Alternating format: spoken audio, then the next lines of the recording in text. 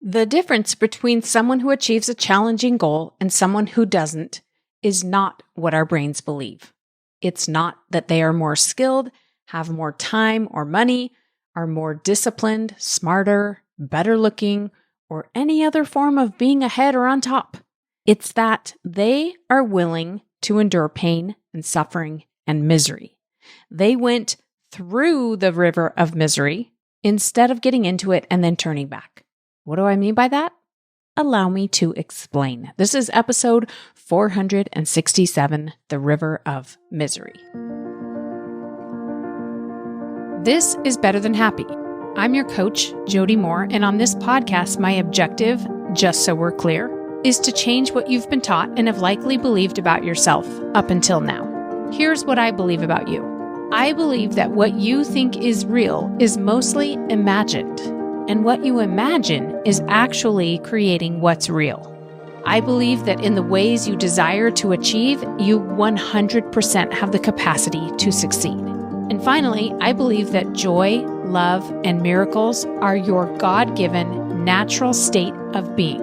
And anytime you feel far from them, the way back is much simpler than you think. But that's about to change. Are you ready? Let's do this.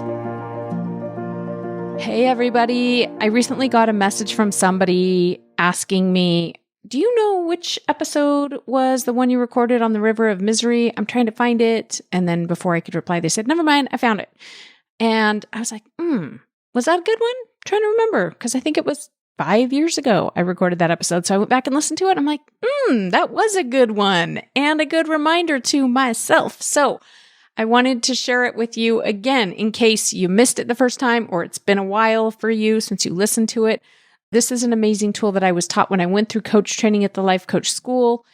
I teach it in various ways now, but the way I learned it in its most pure form as the River of Misery is a kind of beautiful metaphor. And I'm very excited to share it with you today because understanding this is going to help you achieve more of the things you want to achieve in your life. That said, I have a masterclass happening in July if you've not registered for it yet. This is a brand new, I've never taught this topic in this way before, and I will only be teaching it one time. You will get the replay if you can't come live, but you got to go sign up for it today. It is called the People Pleasing Detox. And listen, I know who you are, my people pleasers. And the truth is you're not a people pleaser. You just engage in people pleasing behaviors at times. And the truth is every single one of us does at times. So it's nothing to feel bad about. I don't want you to identify and label yourself a people pleaser. I just want you to understand what's causing it and what the real work is to do in order to get some more leverage over the part of yourself that wants to be more genuine, more authentic, get your own back, and still be loving and kind. Did you know that? You don't have to people please in order to be very kind, very generous, and very gracious with others. And I'm going to teach you how to do that at the People Pleasing Detox Masterclass. So head to jodymoore.com/masterclass to register today. That's jodymoore.com/masterclass. Are you guys so excited to learn about the River of Misery? I guess I haven't taught this concept on the podcast before because we talked about it at Better Than Happy Live recently in Lehigh. Holy cow. Can we just pause for a minute and can we talk about Lehigh? When I lived in Utah, which was, I don't know how long ago, 20 years ago probably, Lehigh was like their Lehigh roller mills and some rolling fields and a lot of nothingness. And Lehigh does not look like that at all anymore. It is a booming, thriving place with lots of fun restaurants and shopping and people and cars everywhere. And anyway, we had a fantastic day at Thanksgiving Point during the Tulip Festival. It couldn't have been more beautiful. We had an amazing group of individuals there. If you were there, thank you for coming. I love you. Anyway, I came home from that event and posted something on Instagram and everybody was sharing some of their takeaways from the event. And several people talked about learning about the River of Misery and how it helped them shift the way that they're thinking about things they're going through. And then some people were like, what's the River of Misery? I want to know about that. So I thought, okay, let's do a podcast. all about the river of misery. You asked for it. Now, this is actually a really cool tool that I use with my clients. So let's talk about the river of misery. So let me first of all just teach you the concept, and then I'll just do tons of examples. The river of misery is a concept that we teach to help us gain some understanding when things get really hard. Because when we understand why things are hard, it makes them a lot more tolerable, right? It's that idea that we just want to know why. We want to know that there's a cause. We want to know that there's a possible end. And then we can actually tolerate quite a few things. Like, think about when you get the flu. It's miserable having the flu, right? You feel terrible. You can't get out of bed. You can't function and live your life the way that you are used to, but you just know, oh, I have the flu. So you know that this is caused by something going on in your body, and you know it's probably going to run its course and take maybe a couple of days, hopefully not too much longer than that. And then you're going to start feeling better because your immune system's going to kick in and you're going to get back to your life. So you can tolerate the flu because you know why, you know what's going on. So with the river of misery, it works in much the same way. When we understand what's going on, then we can tolerate quite a bit.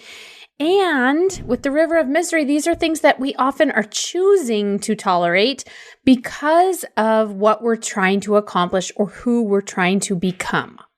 Okay? So you think about where you are now. And I like to apply this concept around like maybe a goal that I have that I'm trying to accomplish. Okay?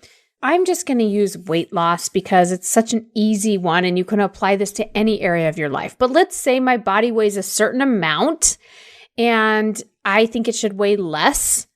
Maybe I'm not as healthy as I could be, or for whatever reasons, I want to weigh less than I weigh now. So I have where I'm currently at, which is sort of the pond of misery, right? Like, I have thoughts like my body doesn't look right and I don't feel as energetic and as good as I could, and my clothes don't fit the way they used to. And so that's what I call the pond of misery, right? It's kind of miserable, but it's also very familiar. It's not that deep. We just kind of splash around in that pond. Now, all of that misery is created by our thinking, right? It's not true that anything's wrong with your body. You could just go buy some new clothes. Like, there's a solution for the pond. And I'm not opposed to people just solving for the pond if they want to. But there's also this other model that's available where I get to my ideal weight. I change my eating habits. I change the amount of time I exercise and I change my body and I start feeling like, yeah, I like the way my body looks. It looks how I think it should and I fit in my clothes the way I want to. And that's the place where people want to get to many times with their goals, right? So between where we are now with the pond of misery and the dry land, which, by the way, you'll feel great about your body then, but then you'll find something else to be miserable about. So please don't think that I'm saying like just lose weight and then you're happy forever. That's what your brain might believe. It's not true at all. But there is the possibility of you losing weight and getting your body to the size you want it to be, right? So in between the pond of misery and that dry land is what I call the river of misery. So in the river, things get worse than they were in the pond. It's much deeper and it's moving very quickly. And the brain starts to think, this is a terrible idea. Why are we doing this? We might die in this river. We should just go back to that pond. That was fine. There's nothing wrong with being a little miserable in the pond. Let's go back there. Your brain will try really, really hard to talk you out of being in the river of misery. So again, back to my example of weight loss, the river often looks like me having to not eat the foods that I really want to eat. I might have to tolerate some deprivation. I'm going to have to learn to change my taste buds, which means I'm going to have to try to eat things that don't taste that great to me. I'm going to have to be disappointed because I don't get the foods that I want all the time. Maybe I'm going to have to start exercising. And if I haven't exercised in a while, that's going to be pretty painful, especially in the beginning as I get my body in better shape. So this is the river of misery. Now, the brain does not like that river at all. The brain's like, why do we need to do this? Let's go back to the pond. So when you know that you're just in the river of misery, then you realize, okay, I can just be miserable for a while. It's not going to last forever because I'm going to wrestle with that in my head. I'm going to sort through it. I am going to make the changes. You will get in better shape if you just keep exercising. There's no two buts about it, right? Your body will eventually get healthier and more toned and more conditioned, and then that exercise will become easier. And if you keep eating foods that fuel your body, you will lose weight. So there is dry land on the other side of that river, but you gotta swim through the river to get there. You have to be willing to go through the river, and you have to stay in the river long enough to get to the dry ground without going back to the pond. That is the key to success. Now, my brain likes metaphors. I've always been pretty good at finding metaphors and teaching in metaphors, and I notice metaphors all over. And I notice metaphors for the river of misery all over. Like, here's one of my favorite ones. I like to take a bath. I like to get in a bathtub and relax, shut the door to try to keep out the kids and the pets. Doesn't always work. They can get in sometimes, but ideally I'll get in the bath. I'll put on like a podcast or something I want to listen to. And that's like my time to relax.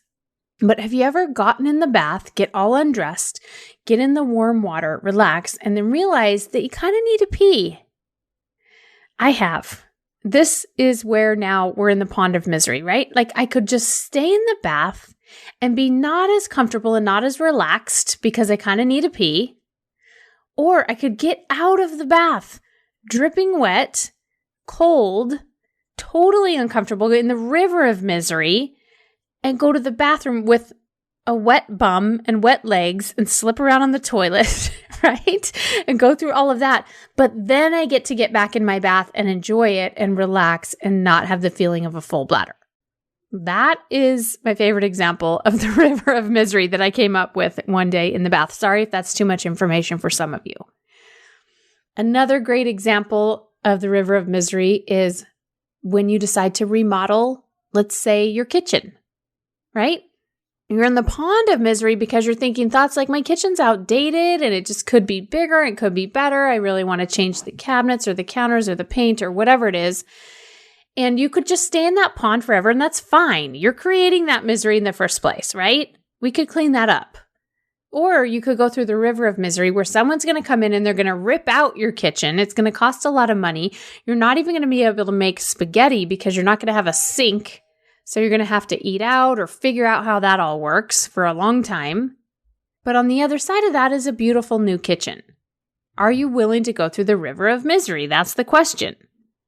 Another metaphor I notice of this, because I have a dad who loves to golf, and he's explained to me that if you want to improve your golf swing, you have to change what you've been doing.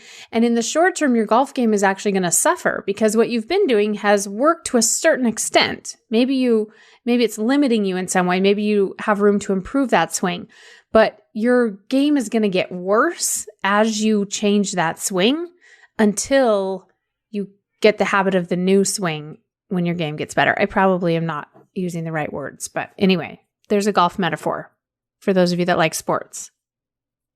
So I talked about weight loss being a time when we go through the river of misery. Let me give you a few other examples with my clients when I see them in the river of misery. Sometimes I'll have a client who wants to stop fighting with their husband. They'll say, we just fight all the time. We yell at each other. I really don't like it. It's really contentious. I feel awful. I want to solve for this. And what I teach them is that your husband might still get upset and he might still yell and he might still try to engage in a fight. But if you don't get upset and yell and argue back, then there is no fight. There's just one person there who's angry and upset. So I coach them through how they're going to get to that state, how they're going to be calm, how they're not going to get upset. But do you know what often they come back and tell me is, oh my gosh, that made everything so much worse. Because now, this time when my husband got upset, I didn't get upset. He was angry and yelling, and I was just calm. And he got even more mad. He's like, what's the matter with you? You don't even care about our relationship now. So I tell them, yeah, that's because you're in the river of misery, right? Like your husband is used to the dance that you guys do. And when you stop doing your part of the dance, he's very confused and upset and he's making it mean all kinds of things. And that's actually pretty normal. Now, you can say, oh my gosh, husband, I love you. I just don't want to fight anymore. And I'm sorry you don't like it. And you can explain yourself, but it's going to be more uncomfortable than just falling back into your old routines and patterns of you getting upset and you and your husband fighting it out. The brain doesn't like change. The brain likes to rinse and repeat. We're pretty good at our old patterns. So to break the pattern is very uncomfortable, very challenging. That is the river of misery. On the other side is dry land. The same effect happens if you want to stop yelling at your kids, right? I'll talk to my clients about what they're going to need to think and what they're going to need to feel in order to not yell the next time. And that's going to be so much harder than just yelling. Because you know what happens when we yell at our kids sometimes? They finally do what we've been asking them to do. So notice that the yelling, while it's not something that you want to continue if you're coming to me with this problem, it's serving you in some way. So now you're having to manage your emotions, try to stay calm and patient, and the kids aren't doing what you wanted them to do. Welcome to the river of misery. Maybe you want to get up early in the mornings. I was just coaching several people this week who said to me, I want to get up early. I want to have time to meditate and start my day and have a morning practice, but I just can't get myself to get out of bed. So they're in the pond right now, right? Where they're like feeling bad. They're thinking how much more productive and peaceful their day could be. And they're thinking about all those things that they want. But in order to get to that point, they're going to have to be willing to jump in the river, which is where they're going to get up out of bed and be cranky and tired and not want to get up and do it anyway. And the brain is not going to like that. The brain's going to say, this is silly. We don't really need to do this anyway. I see this with people who want to become a life coach, right? Or whatever your goal or dream is. I'm just going to use life coaching because a lot of people tell me, oh, I really want to do what you do, Jody. I want to be a life coach. I'm like, awesome, do it.